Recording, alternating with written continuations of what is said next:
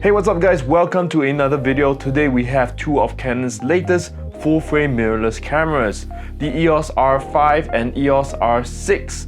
Along with that, we also have the very popular RF24-105 f4L lens with image stabilizing. And all of these were kindly lent to me by Canon Singapore for this review. Now today we'll be focusing on some of my favorite features of the R5, such as the 8K video recording, the 4K 120 frames per second slow motion recording, the animal detection AF, and the low light performance. At the same time, all the shots that you'll be seeing of me and the B-roll of the R5 will be recorded on the R6, so you'll be able to have a good look at the image quality on that camera. So let's get down to the main reason why you guys are here. And that's the awesome 8K video footage and 4K 120 frames per second slow motion shots from the R5. And man, did I have a great time filming all these videos. It's one thing to see stuff being captured in high frame rates, but being able to do it at a high resolution brings content creation to a whole new level. The 8K recording on the R5 might seem like an overkill for many, but look at it this way.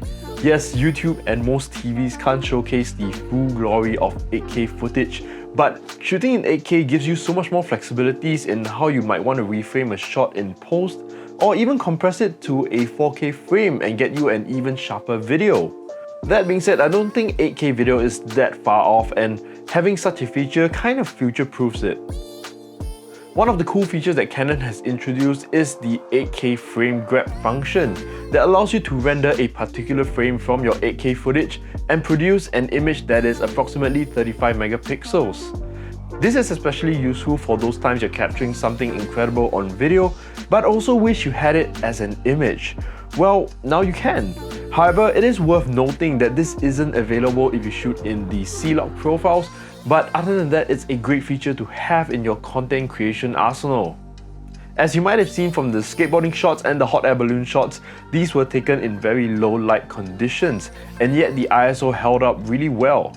This really gives me some peace of mind when shooting at night, not having to worry about getting adequate lighting and instead allowing me to focus more on what's going on in front of me. The next feature that I really like is the 20 FPS shutter on both these cameras when in e-shutter mode. This lets you capture fast movements and actions really well, so you'll never miss those moments. The last but of course not the least favorite feature of this camera is the animal detection AF, as well as the eye and head detection AF for humans. Now, although these features are pretty expected in most high-end cameras, I was really impressed by how well the animal detection AF managed to keep track of my pet even when he was moving around. As for the eye and head detection AF for humans, this came in really handy when recording myself.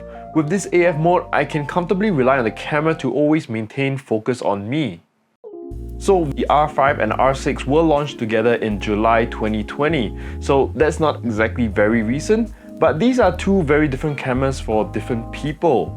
The R5 and R6 have a very similar relationship to the EOS 5D and 6D, where the 5D series was catered to professionals, while the 6D has some lower specs, but is great for photography enthusiasts and hobbyists.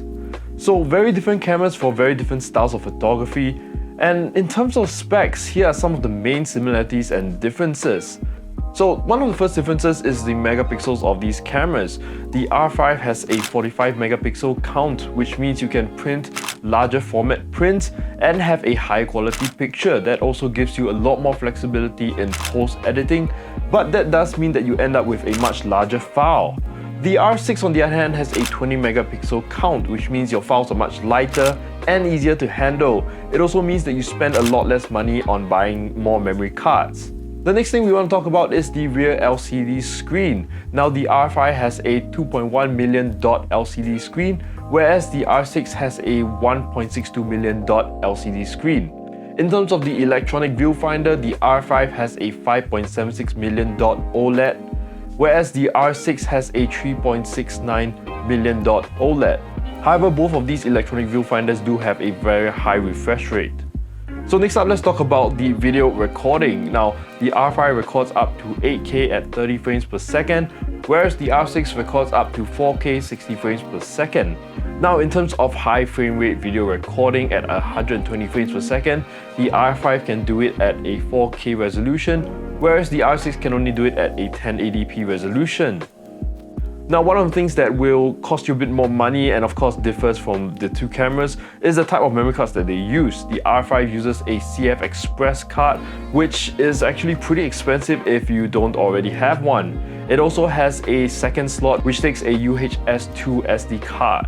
Now, the CF Express card is especially important if you want to record 8K videos. Without this card, you're unable to do so in this camera. Now, as for the R6, it has two UHS-2 SD card slots, which makes it a lot easier for us that have already multiple SD cards that are lying around. In terms of the similarities in these two cameras, both of them have in-body image stabilizing that is rated up to 8 stops of effectiveness, as well as a shutter speed of up to 12 frames per second for the mechanical shutter and 20 frames per second for the e-shutter mode. Now, the one physically similar thing that these two cameras have is the body shape and weight. Now, these are very similar and hard to tell apart from each other except for the mode display that's on the R5 and the mode dial that's on the R6. Both of these cameras also use the same type of batteries, which makes it very convenient to switch from one camera to the other.